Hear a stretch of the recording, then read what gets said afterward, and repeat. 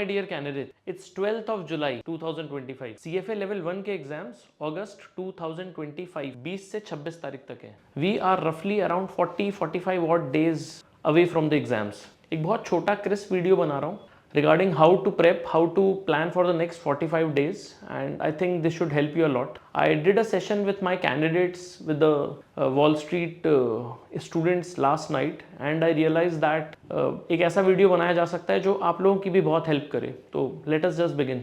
आइए स्टार्ट करते हैं. It's like this. मैं ये मान के चल रहा हूँ कि मैं जितने भी टोटल कैंडिडेट्स हैं इनको 3 बकेट्स में डिवाइड कर देता हूँ. एक, जिनकी प्रिपरेशन परफेक्ट चल रही है. परफेक्ट प्रिपरेशन किसको कह रहा हूँ? Those of us who have done all of their subjects. Those candidates जिनकी सारा का सारा कोर्स कंप्लीट हो चुका है. Those that preparation is perfect prep. Second, good, average, ठीक ठाक सा हाल चल रहा है. Not great but not that bad. 8 to 9 subjects done है. वो कैंडिडेट्स मोटा मोटा good preparation, still on course to clear the exam. Case 3, the people who need to watch this video like anything. मतलब ये वीडियो एक्चुअली अगर मैं बोलूँ तो मैं टारगेट ही इन कैंडिडेट्स के लिए करने के लिए आया हूँ जिनकी प्रिपरेशन अभी तक अच्छी नहीं चल रही है. Those who have not done justice to their time the manner they should have. जिन्होंने प्रिपरेशन अभी तक के गलत तरीके से की है. Is everything lost for them? No. But how to pull this going forward, will talk about it. Case number 1 पे स्टार्ट करते हैं. कैंडिडेट्स जिनकी प्रेप परफेक्ट चल रही है, मतलब जिनका कोर्स सारा का सारा हो चुका है अभी ही, इन्हें क्या करना चाहिए आगे, एक बार वो बात कर लेते हैं. फर्स्ट ऑफ ऑल मैं एक बार ये जरूर बोल दूं कि if I am saying that if you have done all the subjects, if you are 100% done with the course, what do I mean with this term 100% done? If you are referring to some videos, doesn't matter, my videos, someone else's videos, doesn't matter. If you have done, if you have taken help of a tutor, if you have taken help of some videos, complete that. Complete your own notes. Over here I have written KS videos and KS notes because I was referring this to my own candidates. तो अगर आपकी preparation completely done है तो मैं क्या बोलना चाह रहा हूँ कि आपने वीडियोस सारी देख ली हैं, आपने नोट्स सारे के सारे देख लिए. नेक्स्ट, आई एम एज्यूमिंग कि आपने अच्छे से श्वेजर पूरी की पूरी एक बार देख रखी है. सर श्वेजर देखने की ज़रूरत है नोट्स और वीडियोस के बाद भी? हाँ, there is always a chance that कुछ ना कुछ बहुत फ्रूगल, मतलब कुछ एकदम एंसिलियरी सा टॉपिक होगा और वो शायद आपसे मिस हो जाए जब आप कोई वीडियो देख रहे हो. तो there is, I mean for the completeness check, to make sure कि गलती से भी कुछ ना छूट जाए, किसी एक बुक का सहारा लेना बहुत अच्छा रहता है. तो मेरे ख्याल से श्वेजर अगर आपने कर रखा है, इट्स वेरी गुड. श्वेजर का क्यू बैंक आता है एक, जिसमें 2600 क्वेश्चन, 2650 क्वेश्चन हैं. That Q bank has questions which are not great, मतलब क्वेश्चंस का लेवल एग्जाम को मैच नहीं करता. जनरली अगर आप उसे सॉल्व करेंगे तो आपका स्कोर बहुत हाई आ रहा होगा, बट वो स्टिल बहुत अच्छा क्वेश्चन बैंक है बिकॉज रिविजन के लिए बहुत उम्दा है वो. It's like, in my opinion, अगर आप मान लीजिए एक सब्जेक्ट कंप्लीट कर चुके हैं, let's say I have done quants and I have moved to economics, what I suggest to students is that while you are doing economics, quants का Q bank करते रहिए श्वेजर वाला. उससे क्या होगा, जब आप किसी क्वेश्चन को सॉल्व कर रहे होंगे, किसी क्वेश्चन बैंक को पढ़ रहे होंगे, तो आप एक तरीके से अपना रिवीजन ही कर रहे हैं. मतलब मैं इकोनॉमिक्स पढ़ते हुए एक तरीके से कॉन्ट्स का रिवीजन ही कर रहा हूं. अगर मैं कॉन्ट्स का नॉर्मल रिवीजन करता तो मैं कहता okay, topic number 1, topic number 2, topic number 3 and so on and so fourth. But अगर मैं ये क्यू बैंक सॉल्व करके अपना रिवीजन कर रहा हूं, then what I am trying to do is basically I am giving my mind a shock therapy. मैं अचानक एक रैंडम क्वेश्चन पुट कर रहा हूं कि बता तुझे ये टॉपिक का आंसर आता है क्या, बता तुझे आईआरआर याद है क्या, बता तुझे मनी वेटेड रिटर्न याद है क्या, बता तुझे टाइम वेटेड रिटर्न याद है क्या, and so on and so forth. Right, because of this reason I think that श्वेजर question bank comes in very handy. Ideally आपके 80, 85, 90% आने चाहिए इसमें. अगर नहीं आ रहे मतलब आपका उस चैप्टर में फॉल्ट है, वापस जाके आपने देखा हुआ होगा. नेक्स्ट, सी बुक के एग्जाम्पल्स. तोड़ प्रिपरेशन करने वाले कैंडिडेट्स सी बुक के एग्जाम्पल जरूर करते हैं. Most of my candidates do C-book examples because we teach with the with the mindset कि एग्जाम क्वालिफाई करने के लिए सिर्फ नहीं पढ़ रहे हैं हम. We are here to make sure that we build a massive career in finance. Exam qualify करने की अप्रोच से पढ़ने पे we are just calling for doomsday. कुछ नहीं होने वाला है. मतलब एग्जाम क्वालिफाई हो भी गया तो जो ड्रीम करियर, जो ड्रीम जॉब्स, ड्रीम पोजीशंस हैं, ड्रीम कॉर्पोरेट करियर्स हैं, वो नहीं मिल पाएंगे. तो इस वजह से I do suggest people to do what do you call C book examples. अगर समय कम रहा है और किसी ने ये नहीं किया तो कोई बहुत ज़्यादा दिक्कत नहीं है, चलता है। नेक्स्ट, सी बुक ईओसी या फिर सीएफए इंस्टीट्यूट के पोर्टल पे जो क्वेश्चंस हैं वो, one of these two things should be done and this is super compulsory. मतलब इस पे कोई भी दो मत है ही नहीं कि ये करना है या नहीं करना है। ये कितनी बार करना है can be the question can never be कि ये करना भी है या नहीं। The last thing is CFA institute जो प्रीमियम मॉक्स देता है वो, सॉरी जो प्रीमियम पैक देता है वो, प्रीमियम पैक मतलब जिसमें सीएफए इंस्टीट्यूट ने सारे के सारे 10 सब्जेक्ट के क्वेश्चन जम्बल्ड फॉर्मेट में डाल रखे हैं, ठीक है। मतलब अगर मैं आपको बोलूं कि अगर आपने कॉन्ट्स का प्रीमियम पैक पुल किया तो उसमें regression, hypothesis testing, big data, money weighted return, time weighted return, averages, फलाना ढिमकाना, सबके क्वेश्चंस को जम्बल्ड फॉर्मेट में डाल रखा है। तो अगर आपने सारे के सारे सब्जेक्ट्स कंप्लीट कर लिए, very good plan to do premium pack once. अब मैं ये मान के चल रहा हूं जिनकी प्रिपरेशन बेहतरीन चल रही थी उन्होंने ये सब कुछ ऑलरेडी कंप्लीट किया हुआ है, ठीक है। आई एम एज्यूमिंग दैट जो भी कैंडिडेट्स इस कैटेगरी में बिलोंग करते हैं they have completed all of this to the tee. ये सब कुछ कर चुके हैं आप ऑलरेडी। अगर आप में से अगर आप कैंडिडेट्स में से कोई ऐसा पर्सन है जिसने सब्जेक्ट के वीडियोस देख लिए, नोट्स देख लिए, श्वेजर पढ़ लिया, क्यू बैंक कर लिया, लेकिन ये पोर्शंस रहता है, तो पहले ये जाके कंप्लीट करिए। इसको 5 से 10 दिन दीजिए, that would be a very good way to go about it. Now I am assuming that if you have completed everything over here that is mentioned over here and you belong to this category कि आपकी preparation अभी तक के perfect चल रही थी, तो आपके लिए नेक्स्ट स्टेप्स क्या होने चाहिए वो बोल रहा हूं, सुनना। मेरे ख्याल से आपको क्या करना चाहिए, आपको अगले 10 दिन के अंदर अंदर, in next 10 days you should attempt half mocks. I listen to a lot of people suggesting candidates to do mocks. मेरा सजेशन ये रहेगा कि 10 सब्जेक्ट का एक सिंगल मॉक ना देने के बदले आप ये करें कि आप स्मॉल मॉक्स, हाफ मॉक्स दीजिए। मैं क्या बोलना चाह रहा हूं समझिएगा। आज की डेट है 12th, right? So we are sitting on 12th of Jan, ठीक है। 12th Jan से लेके मेरा ये सजेशन रहेगा आपको कि 15th Jan तक, 12th Jan to 15th Jan, this is what you should do. Do complete revision. Do complete revision of one of the halves. मान लीजिए अगर आपका AM हाफ पूरा का पूरा डन है तो पूरा का पूरा AM हाफ का रिविजन मार लीजिए और 15 तारीख को अपना पहला टेस्ट दे दीजिए, सिर्फ हाफ मॉक, सिर्फ AM हाफ। वहीं अगर आपका PM सेशन बहुत अच्छे से प्रिपेयर्ड है तो आप सिर्फ और सिर्फ PM सेशन का एग्जाम दे दीजिए, सिर्फ PM सेशन का टेस्ट दे दीजिए। I think you are in the right spot. दोबारा बोल रहा हूं, अगर आपकी अभी तक की प्रिपरेशन परफेक्टली डन है then you should do this. अगले 3 से 4 दिन में कोई भी एक हाफ पकड़ लीजिए, इधर AM हाफ और PM हाफ। मैं अभी के लिए मान के चल रहा हूं आपने PM हाफ पकड़ा तो आप अगले 4 दिन में पूरे के पूरे PM हाफ का कंप्लीट रिविजन कर लीजिए। If 4 days is less, take 5 days. That's at max. 5 days, do complete thorough revision of the full PM subjects. And then on 15th, 16th, जब भी 5 दिन पूरा का पूरा कंप्लीट रिविजन करने के बाद 5वें दिन पर अपना पहला PM मॉक लिख दीजिए। अपना स्कोर मैप करिएगा। आइडियली 65 प्लस आ रहा है, I think you are good. Sir सिर्फ 65% में एग्जाम क्वालिफाई हो जाएगा? No, I didn't say that. 65% आ रहा है पहले PM मॉक में, I think you are good. अब क्या करना है, 1 से 1.5 दिन, मतलब आधा दिन लेके या 3-4 घंटे लेके एनालाइज करिए कि कहाँ कहाँ गलतियां हुई हैं, कौन कौन से टॉपिक्स में गलतियां हुई हैं, कौन कौन से सब्जेक्ट्स में गलतियां हुई हैं और कौन कौन से सब्जेक्ट्स के किस टॉपिक में गलती हुई है आपसे, और वो टॉपिक को जाके बहुत अच्छे से रिवाइज करिए। कैसे रिवाइज करेंगे? Maybe look at a few videos, maybe look at the notes, maybe do श्वेजर, and if nothing works, trust me, this is where you can really improve your score. मतलब मान लीजिए example के तौर पे बोल रहा हूं, आपने डेरिवेटिव्स पढ़ा, आपने PM सेक्शन का टेस्ट दिया, सब कुछ अच्छा गया, डेरिवेटिव्स में स्कोर कम आया, और जब आपने डेरिवेटिव्स एनालाइज किया तो आपने देखा कि मॉक में 3 क्वेश्चन दिए थे सॉप के ऊपर और आपके 3 में से 2 गलत थे या 3 के 3 गलत थे। अब आपको ये चीज बहुत अच्छे से समझ आनी चाहिए कि यार हो ना हो मेरे सॉप के कॉन्सेप्ट तो पक्का बुरे हैं, क्या करोगे? अब चुपचाप से सी बुक ओपन करो, मतलब ऑब्वियसली वीडियोस देख लो, नोट्स देख लो, श्वेजर पढ़ लो एक बार, और उसके बाद लास्ट स्टेप क्या होना चाहिए, एक बार सी बुक ओपन करो और सॉप्स का सेक्शन निकाल के ये रीड करो कि यार गलती कहां हो रही थी। एक बार उसका कुछ क्वेश्चन दिया होगा उसको सॉल्व करो, हो सके तो पूरा का पूरा सॉप्स का सेक्शन रीड कर लो। 3 से 4 पेज रहेंगे, 5 पेज रहेंगे, it won't take more than half an hour, 45 minutes. सिर्फ और सिर्फ उतना कंप्लीट हो जाएगा। इससे होगा ये कि जब आप अपने मॉक्स लिख रहे हैं तो मॉक्स के बाद उसकी एनालिसिस करके उससे लर्निंग और टेक अवे निकालना बहुत इंपॉर्टेंट था। सिर्फ मॉक्स देने से काम नहीं चलेगा, मॉक्स के में जो गलतियां हुई हैं उसको रेक्टिफाई करना is the most important piece, right.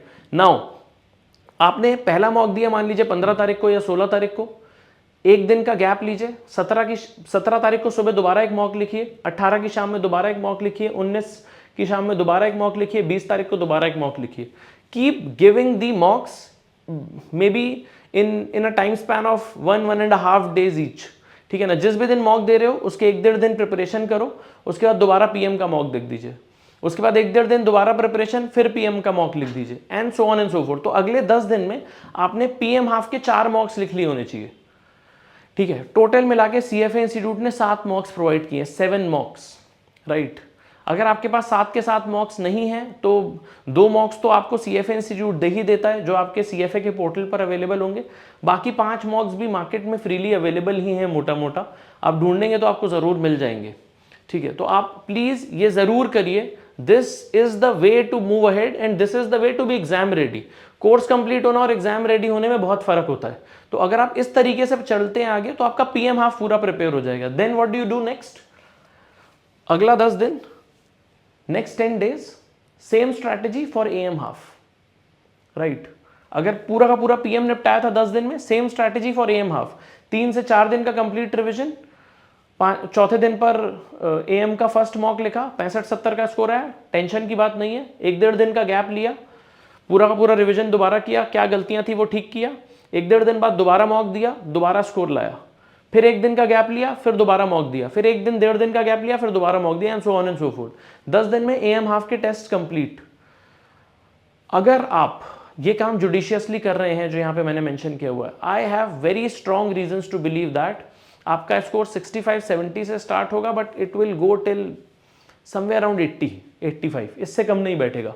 अगर आपने हर सब्जेक्ट, हर टॉपिक अच्छे से पढ़ा है और उसके बाद इस तरीके से टेस्ट दिए, your scores will witness a 15 to 20% rise. Even if you have started at 65 doesn't matter, 80-85 पे पहुंच ही जाओगे, टेंशन नहीं लेनी है, जान लगानी है, जान लगाओ।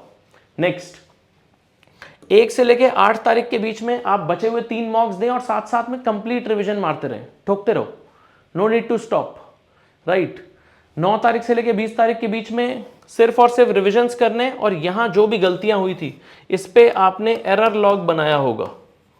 You would have formed error log over here. Error log मतलब आपको ये पता होना चाहिए कि जब आपने फर्स्ट मॉक्स दिए, ये जो यहाँ पे मॉक्स मेंशन किए मैंने, जब ये मॉक्स दिए आपने तो इसमें गलतियां क्या की थी, जो भी गलतियां आपने की थी इसे, मान लीजिए मैं मॉक नंबर 1 दे रहा हूं तो मेरा क्वेश्चन नंबर 10, 15, 20 एंड 35 गलत हुआ है, तो मैं क्या करूंगा, मैं मॉक 1 के पेज के टॉप पे लिखूंगा 10, 15, 25, 30 ये क्वेश्चंस मेरे इनकरेक्ट हुए थे, ये क्वेश्चंस डिफिकल्ट थे, मुझे कॉन्सेप्चुअली दिक्कत हुई थी, इन्हें जरूर रिविजिट करना है। तो इसे कहता हूं मैं एरर लॉग। तो आपने जो एरर लॉग बनाया वो करना है, जो डिफिकल्ट क्वेश्चंस आपको अपनी पूरी प्रिपरेशन में मिले थे वो करने और रिविजन्स करने। तो what will you do, revisions, error log, difficult questions का लॉग। क्या नहीं करना है, मेरे से एडवाइस लोगे सच सच, कोई सीक्रेट सॉस नहीं पढ़नी है, कोई ऐसा क्रैश नोट्स वैसे टाइप की चीज़ें नहीं देखनी। I don't think it helps, it just prepares you for a bad outcome. Please don't do all of that. This is the way you should ideally prepare, this is it. ये थी category number 1, right. मैं category 2 पे चलता हूँ। Candidate जिनकी preparation अभी तक के अच्छी हुई है बट 8-9 सब्जेक्ट्स कंप्लीट हुए हैं, 2 सब्जेक्ट्स कंप्लीट करने हैं, बहुत सारे रिविजन्स करने हैं एग्जाम को क्रैक करने के लिए। आइए देखते हैं। Next, good oblique average prep, whatever you want to call it. In my opinion, this is just enough to qualify the exam. You are there and thereabouts, but you could have done better, should have done better. Let's see what we can do now. मैं good oblique average prep किसको बोल रहा हूँ, अगर आपके 8 से 9 subjects complete हुए हैं, ठीक है, थोड़ा सा तो लेट हैं आप, कोई डाउट नहीं है इस बात में। क्या करना चाहिए आपको, अगर जो सब्जेक्ट्स नहीं कंप्लीट हुए हैं उनमें से एक श्वेजर है, सॉरी उनमें से एक एथिक्स है, तो आपको क्या करना चाहिए, if one of the subjects is ethics, this is what you should do complete read of श्वेजर, कंप्लीट रीड ऑफ श्वेजर, ठीक है। I provide my own notes to my students and generally tell them that for ethics the only correct resource is CBook. CFA institute का जो material है वही एकमात्र उम्दा और अच्छा रिसोर्स है. That's it. दोबारा बोल रहा हूं, एथिक्स पढ़ने का एकमात्र सही तरीका, the only god damn way to study ethics well is CFA Institute's book, nothing else. No other video, no other notes, nothing means nothing. क्योंकि एग्जाम के क्वेश्चंस ब्लैक एंड व्हाइट में आते नहीं है. एग्जाम के क्वेश्चंस बहुत ज़्यादा grey areas में आते हैं. They want to test your conceptual knowledge and you are caught red handed if you do not study CBook or do not do all the examples that are given in the curriculum. लेकिन because अब time बहुत कम है और थोड़ा सा optimally use करना पड़ सकता है आपको, तो मेरा ये सजेशन रहेगा कि आप श्वेजर रीड कर लें. कंप्लीट श्वेजर रीड करने में अगर आप डेली की डेली 1 घंटे के आसपास का समय देते हैं, then I will say that probably complete श्वेजर can be done in 7-8 days. इससे ज़्यादा नहीं लगेगा, ठीक है. बट अगर आप श्वेजर रीड करते रहें और साथ साथ में सीबुक में जितने एग्जाम्पल्स या केस स्टडीज़ दिए हैं, अलग से एक सेक्शन बना हुआ है इसका, अगर आप श्वेजर रीड कर रहे हैं, केस स्टडीज पढ़ रहे हैं डेली की डेली 1 घंटा, तो भी नेक्स्ट 20-25 दिन में आपका कोर्स हो ही जाएगा बड़े प्यार से. अगर आप समय निकाल पाएँ और थोड़ा सा अपने पेस को फासन अप करके अभी भी सीबुक पढ़ लें, I think you are great, you are doing good. But सीबुक पढ़ने के चक्कर में ये मत करिएगा कि कोई सब्जेक्ट छूट जाए आपका, या फिर आप सिर्फ और सिर्फ एक बार एथिक्स पढ़ रहे हैं. एटलीस्ट 2 to 3 रिविजन्स तो रिक्वायर्ड हैं. और अगर 2 से 3 रिविजन्स सीबुक के नहीं हो सकते, आप सिर्फ श्वेजर करके जा रहे हैं, उसके क्वेश्चंस करके जा रहे हैं, so be it. I think you are still good. Not the most ideal way to go about things, but then we have to account for the fact that हमारे पास समय अब कम है and we need to make the best use of our time. ये सही तरीका होगा, राइट. मैं अगर आपकी जगह होता और मैं इस एग्जैक्ट सिचुएशन में रहता तो मैं क्या करता, सुनिएगा. What I will do is that, सुनिएगा, मैं कुछ ऐसा करता. मान लीजिए आपके 8 सब्जेक्ट्स कंप्लीट हैं, तो मैं मान के चल रहा हूँ आपके 5 PM वाले कंप्लीट है, AM वाले 3 कंप्लीट है, 2 पेंडिंग है, ठीक है. अगर आपकी सिचुएशन ऐसी नहीं है, थोड़ी बहुत ऊपर नीचे, तो अकॉर्डिंगली अपने गेम प्लान को चेंज कर लीजिएगा, बट फ्रेमवर्क यही रहने दीजिएगा. मान लीजिए आपके 8 सब्जेक्ट कंप्लीट हैं, 8 subjects are done, then you should do something on these lines. 5 PM के डन है, 3 AM के डन है. मैं आपकी जगह होता तो क्या करता, मैं अगले 10 दिन में मैं PM के सारे मतलब because my PM is complete, right. What I would do is, मैं वही प्लान फॉलो करूंगा जो मैं यहां पर कह रहा था आपको, the same plan which I gave you over here, ठीक है. परफेक्ट प्रेप वालों के लिए जो मैं प्लान बोल रहा था, सेम प्लान ही रहेगा. क्या करना चाहिए, अगले 10 दिन में आप 4 मॉक्स या 5 मॉक्स लिख लीजिए, along with loads and loads of revision of the subjects which are already done, right. तो अगर मेरा PM completely done है, तो मैं अगले 10 दिन में PM पर ही फोकस करता. मैं कहता यार एक बार इसको पूरा का पूरा सॉलिड कर ले रहा हूं, और साथ साथ में the only difference is this, और मैं साथ साथ में क्या करता, सुनना. what I'll do is something on these lines. I would keep doing one subject of AM session simultaneously.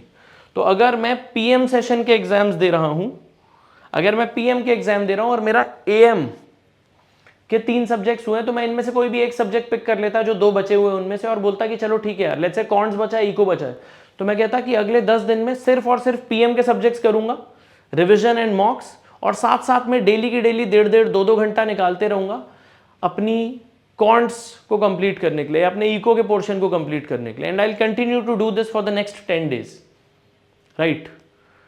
इसका अगला स्टेप, उसके अगले 10 दिन मैं एलोकेट करूंगा पूरे के पूरे AM को कंप्लीट करने के लिए. अब यहां क्या करने वाला हूं, पूरे दिन AM का रिवीजन चलेगा, complete day AM revision plus the pending subjects of AM.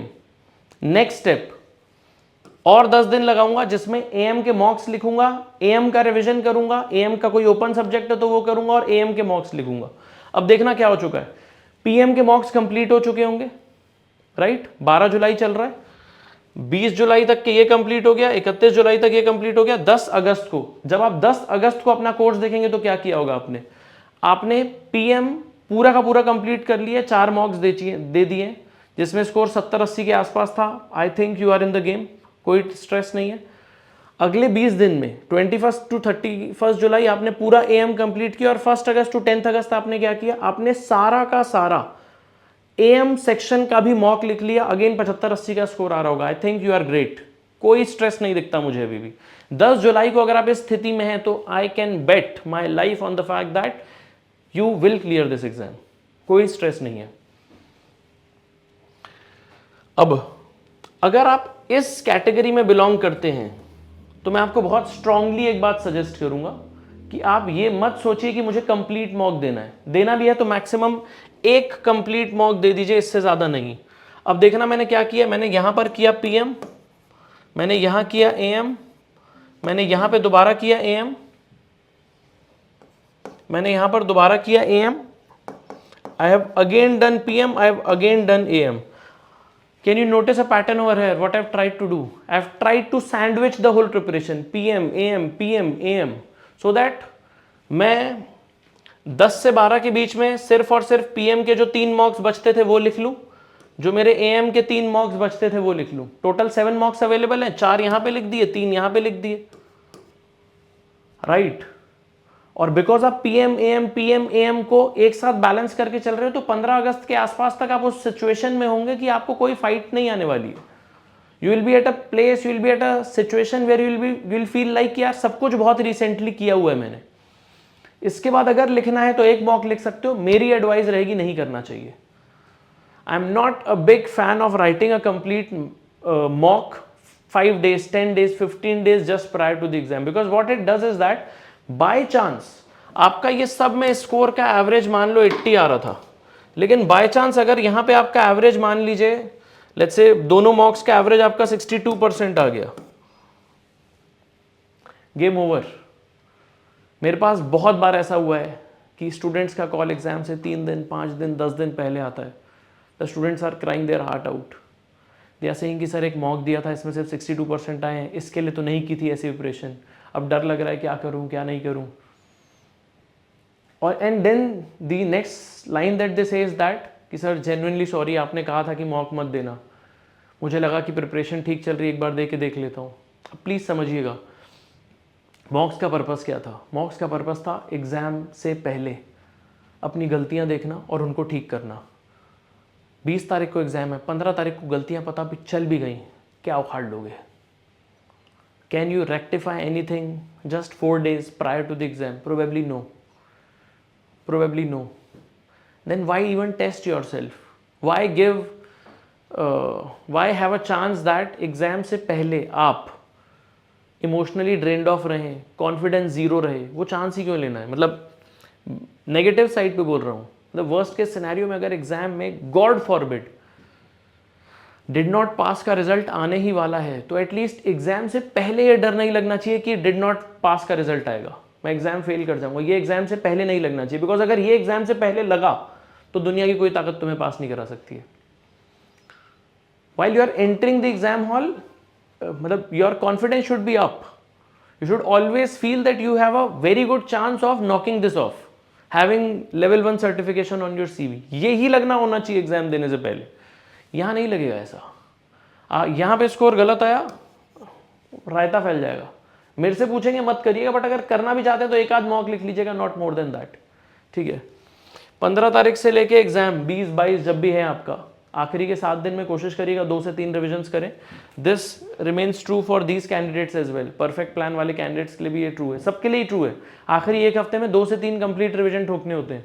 आपको हर चीज़ एकदम टिप्स पे रखनी है एग्जाम दिन के अंदर, ठीक है जी। Next, this was all about the preparation plan, मतलब the next steps for candidates जिनका एवरेज प्रेप चल रहा है अभी तक। Last, the most important part, candidates जिनकी प्रिपरेशन अच्छी नहीं चल रही है, मान लो 6, 7, 5 सब्जेक्ट्स, 4, मतलब ऐसा कुछ हुआ है, 5 to 6 सब्जेक्ट्स हुए हैं या 5 to 7 सब्जेक्ट्स हुए हैं, इनको क्या करना चाहिए? अगर आपके 5 to 7 सब्जेक्ट्स हुए, I think this is what you should do. In fact पहले बोल देता हूँ क्या नहीं करना चाहिए आपको। अभी आप ये मत सोचिए मुझे मॉक्स कब लिखने हैं, क्या करना है क्या नहीं करना, नहीं। अभी तो कोर्स कंप्लीशन सबसे इंपॉर्टेंट है। अगर मैं आपकी जगह होता और मैं यहाँ फंसा होता कि मैंने 5 से 7 सब्जेक्ट्स कंप्लीट किए हुए हैं अभी तक के सिर्फ, तो मैं क्या करता, मैं कुछ इस तरीके का प्लान बनाता।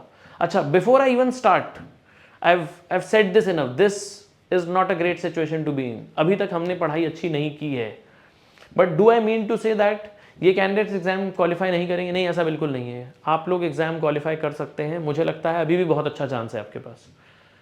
ठीक है जी. ये किस तरीके से होगा एक बार उसके ऊपर बात कर लेता हूँ.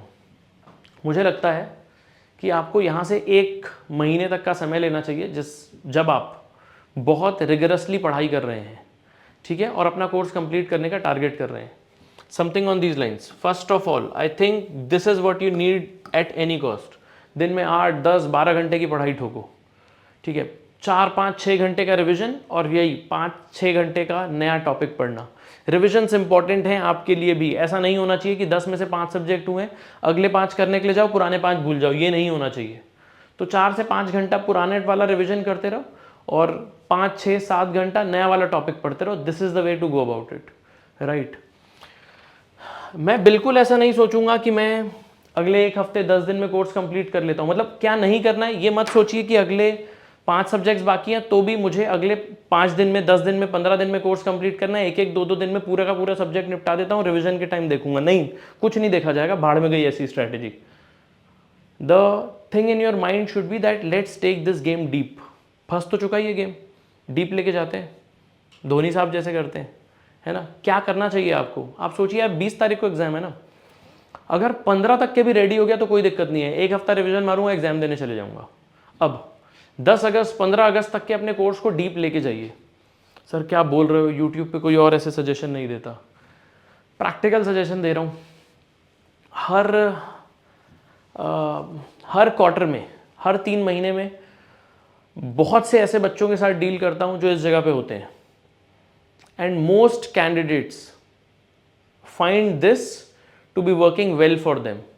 आप सोचोगे ना कि मैं अगले 1 दिन में, 2 दिन में कुछ ऐसा फास्ट सी कोई वीडियो देख लेता हूँ जिसमें 10 घंटे में सारा का सारा कोर्स कंप्लीट हो जाए. मैं आपको बता रहा हूँ, कॉन्सेप्चुअल क्लैरिटी आएगी नहीं, क्वेश्चंस बनेंगे नहीं, होना जाना कुछ नहीं है. आपको माइंड में लगेगा कि कोर्स डन हो गया, हुआ भी नहीं होगा. एग्जाम बैठने लायक ही नहीं बनोगे आप. आप सिर्फ और सिर्फ यही सोचिए कि मुझे नंबर ऑफ आवर्स इंक्रीज करने हैं. सोच के देखो ना, CFA इंस्टीट्यूट कहता है 350 घंटे में प्रेप, 350 घंटे की प्रेप में एग्जाम क्लियर होता है. 40 दिन बाकी हैं, 12 घंटे, 10 घंटे, 8 घंटे दिन के. आज भी 300, 350 घंटे रहते हैं. 5 सब्जेक्ट तो डन ही है. इतनी डरने वाली क्या बात है. ठीक है, तो डरिए मत, पुल करिए यहाँ से, अपनी प्रिपरेशन को डीप लेके जाइए. दिन में 6 घंटा रिविजन, 6 घंटा पुराना टॉपिक, 6 घंटा रिविजन, 6 घंटा नया topic. And try to complete everything and take the course completion till 10th of August. No problem in that. हाँ, एक बस चीज़ करिएगा. मान लीजिए अब यहाँ से 5 हफ्ते बाकी हैं, 40 दिन है, मतलब मोटा मोटा 5 हफ्ते, 6 हफ्ते, तो आपको 1 हफ्ते में 1 सब्जेक्ट तो कंप्लीट करना ही पड़ेगा. राइट. 4-5 घंटा रिवीजन, 7-8 घंटा बाकी कर रहे हो, 5 दिन में तो 1 सब्जेक्ट कंप्लीट करना ही पड़ेगा. जब ये कर रहे हो तो इसके ना क्वेश्चंस बहुत अच्छे से कर लीजिए, इसके प्रीमियम पैक्स अच्छे से कर लीजिए, इसके सी बुक के क्वेश्चन, श्वेजर के क्वेश्चंस बहुत अच्छे से कर लीजिए. ये तो करना ही करना है. एक बोनस चीज अगर आप कर पाए तो बहुत अच्छा होगा. 1 हफ्ते में 1 मॉक लिख लीजिए या हाफ मॉक लिख लीजिए. आपको लगता है कि आपका what do you call, let's say quants और इको बहुत अच्छा डन है, तो आप क्या करिए, क्वांट्स और इको के 20-20 सवाल उठा के कर लीजिए. भले आप मेन सब्जेक्ट डेरिवेटिव्स पढ़ रहे हैं, मेन सब्जेक्ट पोर्टफोलियो पढ़ रहे हैं, चलेगा. आप बस ये साइड से थोड़ा सा प्रिपरेशन और कर लीजिए, so that you just are in the nick of studying 2 to 3 subjects at a time, giving 2 to 3 subjects का exam simultaneously at a time. सिर्फ और सिर्फ इतने से भी हो जाएगा दोस्त. मेरे पास बहुत से कैंडिडेट्स ऐसे पास्ट में रहे हैं जिन्होंने 1 या 2 मॉक्स लिखे हैं, जिन्होंने सिर्फ और सिर्फ CFA इंस्टीट्यूट की बुक का EOC, मतलब पोर्टल का EOC किया है, श्वेजर कंप्लीट किए, और जिनके 85% आ गए एग्जाम में. मतलब 85% in the sense, I am just judging it from the percentile कि बहुत अच्छे स्कोर आ गए. तो I don't think that you should worry. अगर आप अभी भी बहुत स्ट्रॉन्ग एफर्ट्स मारेंगे तो आई think you have a good chance. Please do not worry. एक चीज़ जो आपको बिल्कुल नहीं करनी है, आपको कोई फुल मॉक देने की नहीं सोचनी है ऑन एनी डे. ये मत सोचिएगा कि 10-15 एग्जाम तक, 10-15 अगस्त तक के पूरा प्रिपरेशन कर लेते हैं और लेट्स से 15 को प्रिपरेशन कंप्लीट हुई, 16 को एक मॉक लिख देंगे. डूब जाएगा मॉक, आज ही बता दे रहा हूँ, 60% आएंगे. मत करिए ऐसा काम. सिर्फ रिविजन्स करते रहिए, एग्जाम मैनेज हो जाएगा. छोटे स्मॉल मॉक्स विल हेल्प यू. सोच के देखो ना, अगर आप 4 सब्जेक्ट्स या 3 सब्जेक्ट्स या 5 सब्जेक्ट्स का मॉक लिख पा रहे हैं, how is it even possible that 10 subjects का मॉक आपसे नहीं होगा? बिल्कुल हो जाएगा। 5 सब्जेक्ट का मॉक कैसे देंगे? एक हाफ मॉक कर लीजिए। और 3 सब्जेक्ट का कैसे करेंगे? क्योंकि क्वेश्चंस तो जम्बल्ड अप होते हैं मॉक टेस्ट में या मॉक एग्जाम्स में, तो क्या करना चाहिए?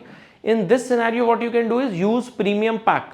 प्रीमियम पैक में 10-10 क्वेश्चन का मॉक्स खुद बना लीजिए। मतलब 10 क्वेश्चन डेरिवेटिव से उठा लो, 10 पोर्टफोलियो से उठा लो, 10 फिक्स्ड इनकम से उठा लो, और ये 30 को सॉल्व कर लो 45 मिनट में। 1.5 मिनट एक क्वेश्चन का मिलता है एग्जाम में, ये 30 क्वेश्चन सॉल्व कर लीजिए।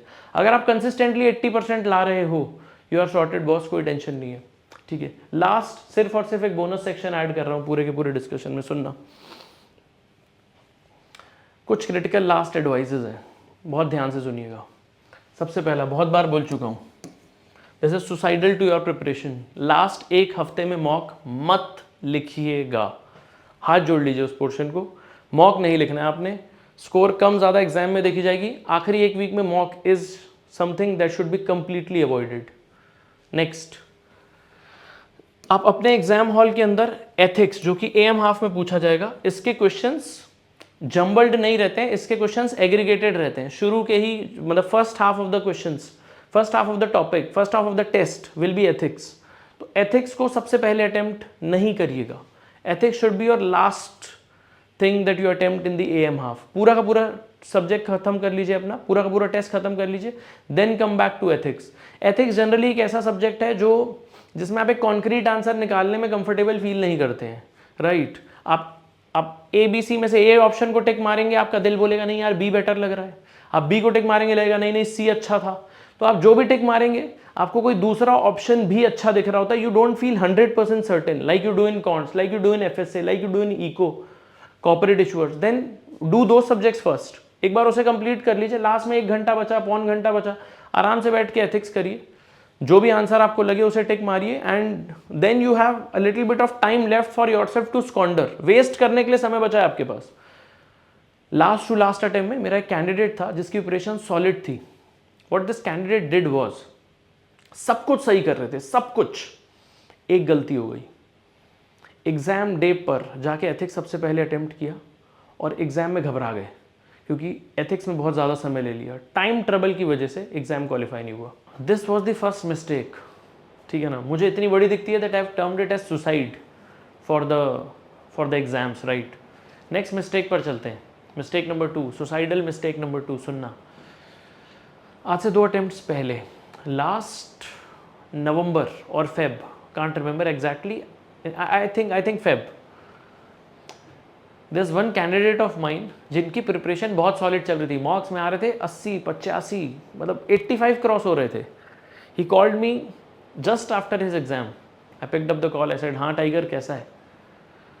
The candidate on the other side replied कि सर एग्जाम अच्छा नहीं हुआ। मैंने कहा क्या हो गया? उसने कहा सर मैंने ना एक बहुत बड़ी गलती कर दी।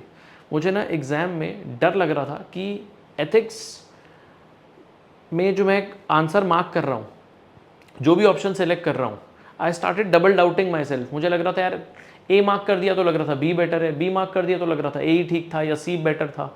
मतलब अगर मुझे एथिक्स के लिए 30 मिनट लेने थे तो मैं उसके लिए 45-50 मिनट, 1 घंटा ले गया। उसकी वजह से जो स्ट्रेस आ गया वो बाकी के 4 सब्जेक्ट्स पर आ गया। Corporate issuers, eco, quants, FSA, इन पे इम्पैक्ट आ गया। मैं वहाँ पे उतना ज़्यादा टाइम ट्रबल में था that I would just read a question and hurriedly try to tick something without even solving. मतलब मुझे लग रहा था कि कुछ बहुत ट्रिक मिल जाए जिससे जल्दी से सॉल्व हो जाए। अब देखना एग्जाम में गलती किस सेक्शन में की है, एथिक्स, खामियाजा किसको भुगतना पड़ा, बाकी के 4 सेक्शंस को।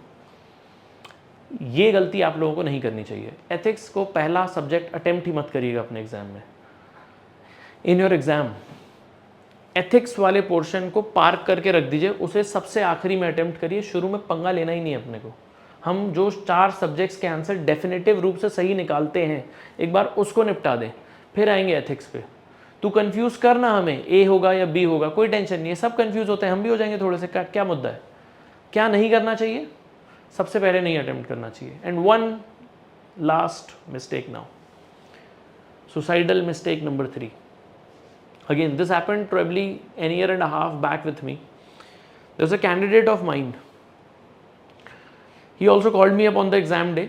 एग्ज़ाम के बाद उसने कहा सर आपको सुन के भरोसा नहीं होगा या you will be really disappointed कि मुझे नहीं लगता कि मेरे जैसे स्कोर्स आते थे मॉक एग्जाम्स में मैं उसके आसपास भी कहीं पे हूँ। मैंने कहा क्यों?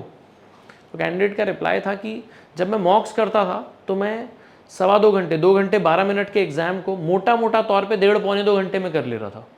आई was doing it way too fast. I would think about the question logically, I get an answer, tick it, move ahead and that's it. Exam hall के अंदर डर लग रहा था यही करने में। इवन दो मुझे 30 सेकंड में पता चल गया कि ऑप्शन ए सही आंसर है, बट मुझे लग रहा था एक बार पूरा का पूरा डिटेल में चेक कर लूँ। मैंने कैलकुलेशंस को डबल चेक किया, मैंने क्वेश्चंस को दोबारा पढ़ा, और उस वजह से I was in huge time trouble in the first half. Second half तक के मुझे मेरी गलती पता चल गई, मैंने ठीक कर लिया था, but that's why I was in huge time trouble in the first half. क्या लगता है आपको, कहाँ थी mistake? The mistake was in double doubting your self. Sir आप क्या कह रहे हो, रीचेक मत किया करो? नहीं, रीचेक करो, बट कब? मान लो क्वेश्चन 1 से लेके क्वेश्चन 90 तक का पूरा पेपर अटेम्प्ट जैसे मॉक्स में करते हैं वैसे कर लीजिए। 1.5-2 घंटे में पूरा का पूरा सब्जेक्ट डन हो गया। अब क्या करना है? अब इसके बाद आराम से आधा घंटा 1.25 घंटा बैठ के चेक करो ना अपना पूरा का पूरा आंसर, कौन पूछ रहा है? But if you are allocating the revision वाला टाइम, या if you are allocating the checking वाला time to solving I mean to the time in which you should have solved the questions, then you are just inviting trouble. Please ऐसी गलतियां मत करिएगा। This is it, nothing more to add in this video. I hope that this video would have done some good to your preparation. आपको एक glimpse या एक framework provide कर दिया गया होगा कि आगे अगले 40-45 डेज की प्लानिंग या वर्किंग किस तरीके से होनी चाहिए। वीडियो अच्छी लगी हो तो लाइक करिएगा, नहीं अच्छी लगी हो डिसलाइक करिएगा, बताइएगा क्या टॉपिक्स पर आप हमसे डिस्कशन चाहते हैं। Thanks a lot, please take care, and as I always say, may god be by your side. Bye bye.